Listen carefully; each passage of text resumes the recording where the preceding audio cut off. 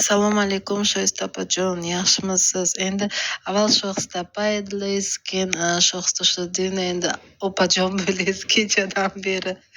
Shoista opa kecha nimalar qilib tashladingiz? Mo'jizami, nima u bilmayman. Haligacha badanlarim vijirlab, kallalarim bir qiziqcha anavi nima deydi, pustota kenglikda suzib yuradi. Maza qilib hech narsani o'ylamasdan. Ana shunaqa hissiyotda bizlar Xudoga shukur yaxshi. Lekin shu kecha anavi xuddi bir mo'jizami, anavi nima deydi-ku, sehrgarni ko'rdik deydi-ku. Siz shunaqa sehrgar timsolda ko'rinib ketdingiz-da ko'zimda. Nima yoshmi, kattami, anavi yoshi katta opalar ham boshida yo'q, unday emas, bunday emas deb, lekin aslini tagida siz aytgandek kashamalashib yotganlarini, bizlarni kichkinaligimizdagi narsalar chiqib kelganiga men ko'zlarim o'zimga o'zim ishonmay ketdim-da.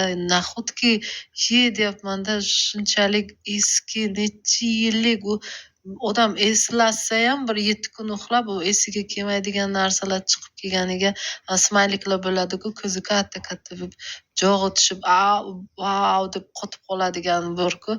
Ana shunaqada ko'zlarim mana shunday o'ziga ishonmay jog'larim ochilib hayron qoldim-da, shunchalik daraja narsalar, mo'jizaviy narsalar bo'lib ketganiga. Avvalasi Xudo, lekin sababchisi siz. Ancha yengil bo'lganimdan xursandman, sizdan minnatdorman. Kecha bizlarga shuncha energiya berib, shuncha vaqtingizni ajratib, bizlar bilan ishlaganingizdan minnatdorman Shoista opa. Shu kecha maza qildik, yengilman. Biz boshida bitta moshin deb o'tiribmiz, hamma o'zimizcha anavi kashelikchani olib qo'ltiqchaga solib moshin deb, buyog'i moshindan dabdala narsalar bor ekan.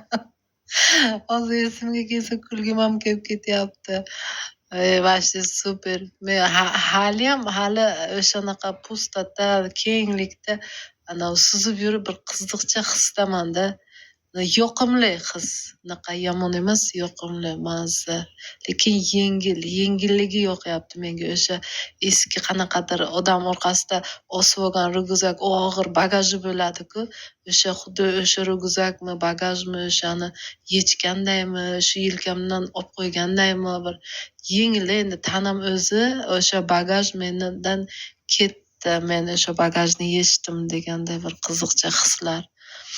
Sizga shuncha vaqt ajratganingiz uchun minnatdorman.